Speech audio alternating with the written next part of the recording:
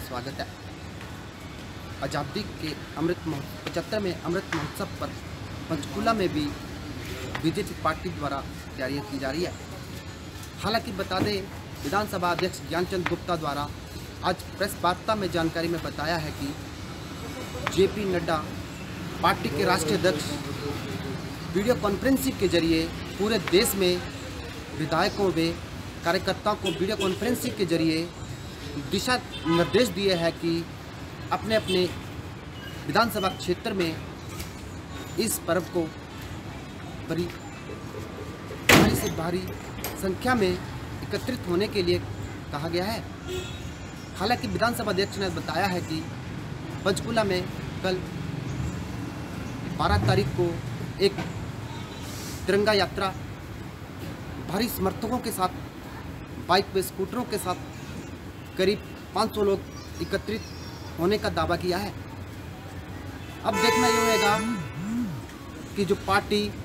इस 15 अगस्त को लेकर 75वें अमृत महोत्सव को लेकर किस तरह से तैयारियों में जुटी हुई है। हालांकि बता दें आपको, विधानसभा अध्यक्ष द्वारा ये जानकारी में बताया है कि पार्टी के युवा मोर्चा व महिला मोर्चा के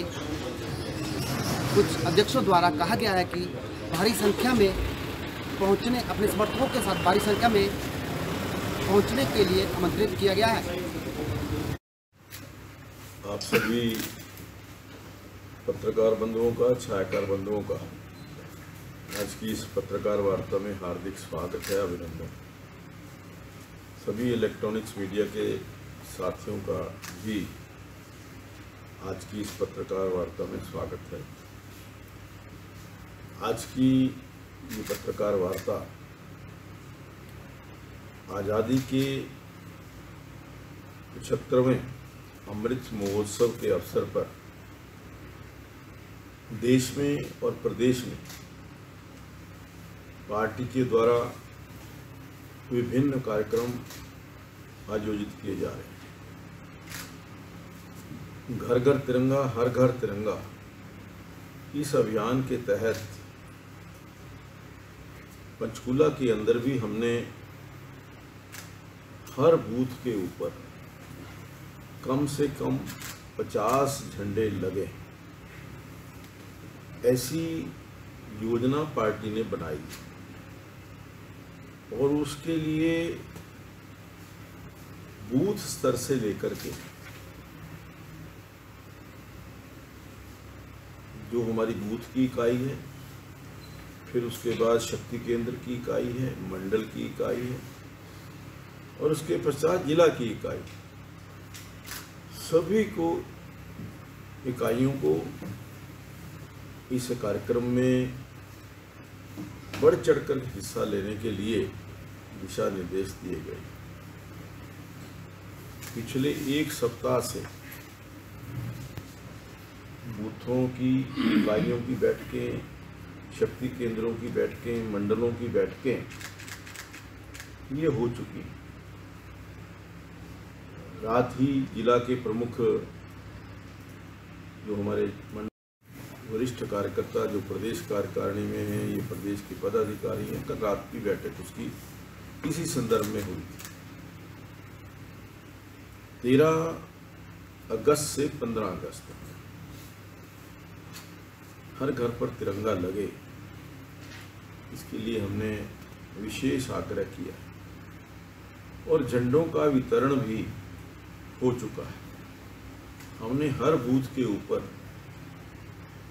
कम से कम 50 और ज़्यादा जितने भी बूथ की इकाई ने झंडे मांगे हैं, वो झंडे हमने उनको प्रोवाइड किए। झंडे उनके पास पहुंच चुके। हर कार्यकर्ता से कहा है कि झंडा लगाते समय अपनी फ़ोटो खींचकर, सेल्फी खींचकर वो जिला कार्यालय के अंदर और जिला से फिर प्रदेश के अंदर और देश के अंदर इस कार्यक्रम की गंभीरता इसी बात से जाहिर होती है कि स्वयं पार्टी के राष्ट्रीय अध्यक्ष आदरणीय जगत प्रकाश नड्डा जी ने वीडियो कॉन्फ्रेंसिंग के माध्यम से पूरे देश के भारतीय जनता पार्टी के जो विधायक हैं या सांसद हैं उनको इस कार्यक्रम में शामिल होने के निर्देश दिए और वो स्वयं आगे होकर के कोई ना कोई एक बड़ा कार्यक्रम अपनी अपनी विधानसभा के अंदर करें। इस प्रकार का दिशा निर्देश पार्टी की तरफ से आया। उसी कड़ी में कल यानी 12 तारीख को एक बहुत ही भव्य तिरंगा सम्मान रैली मोटरसाइकिल स्कूटर पर 2 व्हीलर के ऊपर इसका आयोजन किया जा रहा है। ये रैली जो मेजर शहीद सांकला चौक है, मेजर शहीद सांकला को पुष्पार्पण करने के पश्चात वहां से इस रैली की शुरुआत होगी और ये रैली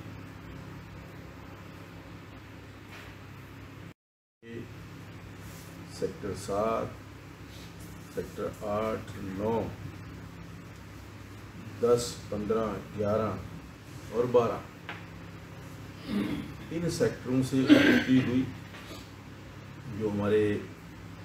पंचकुला के अंदर शहीदी स्मारक है सेक्टर 12 के अंदर, वहाँ इस रैली का समापन होगा। और इस रैली के अंदर हमने सभी अपने जिला के कार्यकर्ताओं से आग्रह किया कि वो केवल मोटरसाइकिल के ऊपर ही आए ताकि रैली की भव्यता बनी रहे। और इस रैली का मकसद जो है इस तिरंगे के मान और सम्मान के प्रति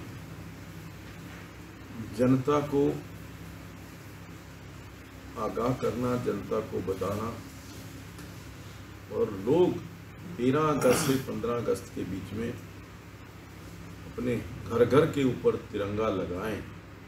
ये आह्वान करने के लिए इस रैली का आयोजन किया जा रहा है। तिरंगा हमारे मान और सम्मान का प्रतीक है, उसके सम्मान के लिए इस रैली का आयोजन किया जा रहा है। मैं आप सबको भी इस रैली के लिए आमंत्रण करता हूँ, निमंत्रण करता हूँ। ये रैली कल शाम को 4 बजे शुरू होगी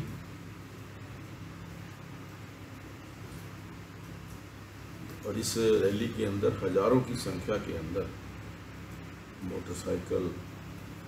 स्कूटर या जो भी 2 व्हीलर है वो इस रैली के अंदर सम्मिलित होंगे। हर जो हमारी मंडल की इकाई को हम के इस पवित्र पावन अवसर पर मैं सभी पंचकुला वासियों को, हरियाणा वासियों को, देशवासियों को बहुत बहुत शुभकामनाएं देता हूँ। और ये भाई बहन का त्योहार, बहनों की रक्षा के लिए भाई एक प्रण लेता है और ये त्योहार मैं कहूँगा कि हम सब इस मातृभूमि की रक्षा का भी, इस देश की रक्षा के लिए भी शपथ लें ताकि ये मातृभूमि जिसके हम सब अंग हैं उसकी रक्षा करने में भी हम अच्छे ढंग से लगे। शहीद खुदीराम बोस, उनकी शहादत शहीदी दिवस है। इस शहीदी दिवस के अवसर पर आज MDC 4 के कम्युनिटी सेंटर का नाम खुदीराम बोस सामुदायिक केंद्र वो रखा गया है। और आज उस कार्यक्रम में मैं भी गया था, महापौर साहब थे, हमारे वहाँ के पार्षद थे, अन्य कई पार्षद मौजूद थे, RWA के लोग थे, मार्केट एसोसिएशन के लोग थे और कई प्रमुख जो वहाँ के रेजिडेंट्स हैं उस कार्यक्रम में वहाँ शामिल हुए। और ये जो हमने एक शहीदों को श्रद्धांजलि देने के लिए, शहीदों को नमन करने के लिए, शहीदों को याद करने के लिए जो सभी सामुदायिक केंद्रों का नामकरण उन शहीदों के नाम से किया है,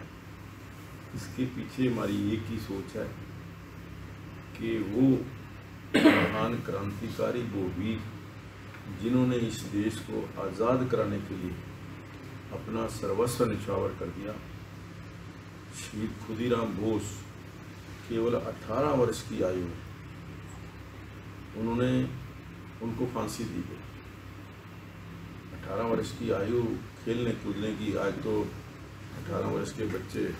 सेल्फी लोड करने में लगे हुए हैं, मोबाइल देखने में लगे हुए हैं। और उस समय 18 साल की आयु के अंदर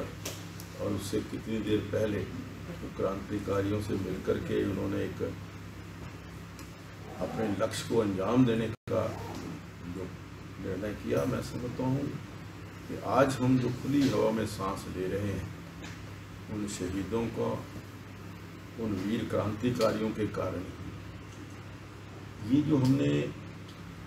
शहीदों के नाम से जो हमारे कम्युनिटी सेंटर्स हैं, सामुदायिक केंद्र हैं, इनका नामकरण करने के पीछे एक और मंशा है कि जो आने वाली पीढ़ी है, आने वाले बच्चे हैं, हमने वहाँ हर कम्युनिटी सेंटर के अंदर उस क्रांतिकारी का फोटो और संक्षिप्त जीवनी भी लगाई, ताकि जो भी कोई व्यक्ति उस कम्युनिटी सेंटर के अंदर जाएगा वो उनकी जीवनी को पढ़ेगा, उनके बलिदान को पढ़ेगा, तो निश्चित तौर पर